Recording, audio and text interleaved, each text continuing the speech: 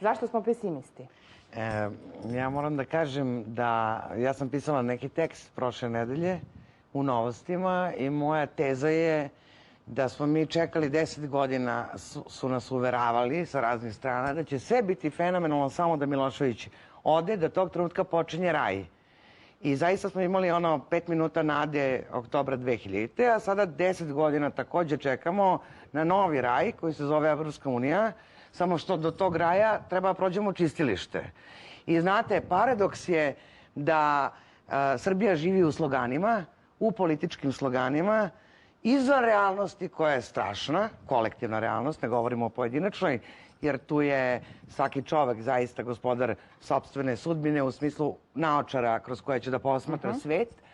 Ali kada imate slogan koji vam poručuje 5 godina i dve glavne reči u tom sloganu su nema alternative, logično je da će rezultat, jer to je jedna negativan iskaz, rezultat ankete o stavu prema budućnosti će biti ovako loš i mislim da će biti sve lošiji. Nisam videla da se do sada iko pojavio da kaže da ima alternative. Ili još lepše, da Srbija ima alternativu.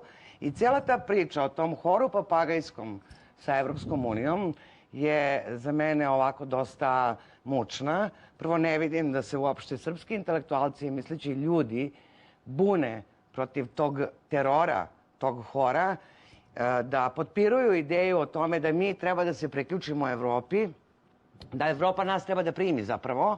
A ja vam kažem, ne radi se više o primanju nas u Evropu, radi se o tome da ćemo mi biti deportovani u Evropu, da ćemo na silu biti uterani u Evropu, a Evropa je, po mom mišljenju, jedan luksuzni, vrlo lepo picnuti koncentracioni logor u kome će nam već sutra reći da se u 10 uveče ide na spavanje i da se živi pod neonskim osvetljenjem i da je novi bog veliki brat.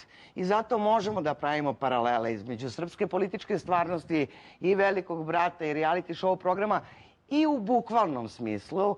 Pogledajte, kao što se po farmama i velikom bratu sele i šetaju ista vrsta, mislim, ljudi, kako da kažem, problematičnih, intelektualnih, moralnih i ne znam kojih stavova, tako se isto i na našoj političkoj sceni menjaju političari, odnosno šetaju političari, menjajući samo predznake, odnosno reality show programe u kojima učestvuju.